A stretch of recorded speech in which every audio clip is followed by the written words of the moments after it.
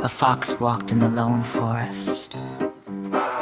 Its cries, loud and horrifying, it sounded like it had been skinned alive. Yet I saw no harm on its beautiful red fur.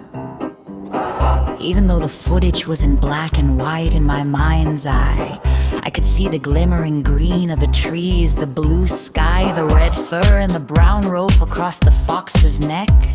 There was a noose around the poor animal, the fox struggling to walk even a few feet without stumbling.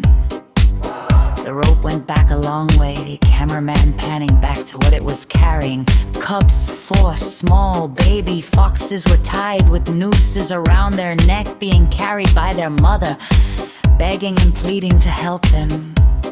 However, they did not move, but I sensed something just by looking at the film, the gray static I filmed. They were alive.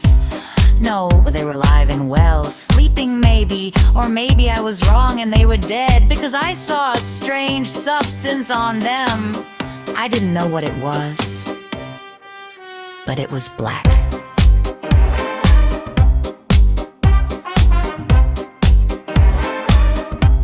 The shot ended with a cry of the fox being right in my ears. It was loud, and I almost had to scream.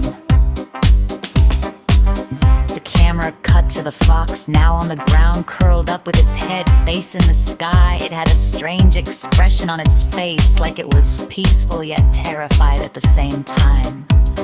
Hands, I saw hands, pale white, small hands coming to the fox. Children I proposed in my mind were reaching for the fox with a noose on its neck. The fox had stopped crying, and the hands were now petting it and caressing it. I wondered why. The scene ended, and the screen stayed black for several minutes. I watched them all. I felt like I had to. There was another static sound that meant that the film had been cut. The new scene had me ultimately sickened at first, but I grew used to it. There were 6 people sitting around a table, gross and old food on the plates in front of them.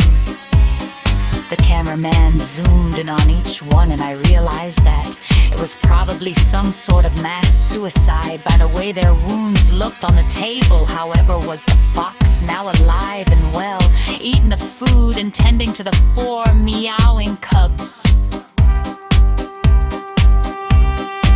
The video ended. I had to sit back in my chair for a moment to recall who I was and what I was doing. Oh, right.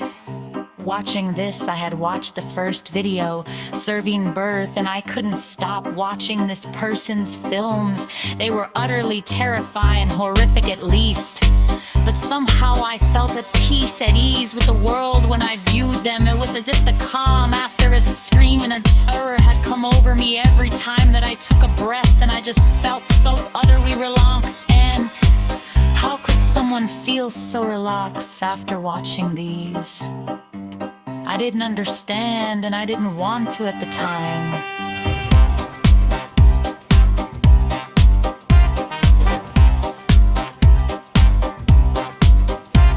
This video was entitled, it was the last video that this person made after Foxtrot and Surf Finding Bird. It started out with blank screen, a pure black shade that looked dark and deep. It soon cut to a white room, feet dangling from the top of the screen over a knockdown chair. I had a feeling that I knew that had happened to the person who made these videos.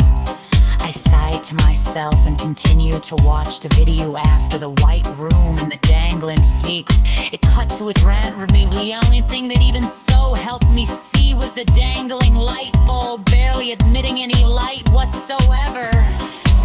The camera panned in on a moth that flew around the light and landed on it a few times. I found myself wondering if this meant something, if all these videos were supposed to teach me something. I went over things in my mind like nature and man cannot exist at once. There can only be one in the long run, but that wouldn't make sense to me. I didn't know what it was supposed to mean then.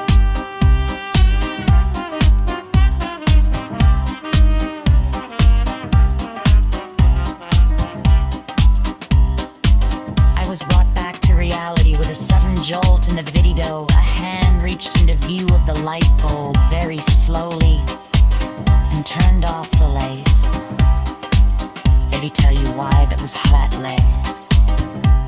In the H, there was an albino deer. The deer was seen in the middle of a foxy meadow, but as the cameraman zoomed in on the animal's face, it showed signs of infection and blindness. But that's not what's important. You'll get back to that later. The deer was shown staring into a vanity mirror for several long minutes before something happened. The real deer fell to the ground, but the deer in a reflection stated to shape and contort like a piece of clay being toyed with as it moved and in unnatural ways. The real deer was shown back on the ground, lick coming from under its tail. Me, being somewhat of a biologist, knew that that meant a birth was about to happen right then and there.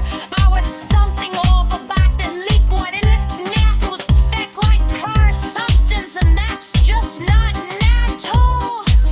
The really strange thing is that the deer looked oddly at peace with the world, and I felt the same despite being scared straight. I had never felt like this, but hell, I'd never seen something like this in my entire life before.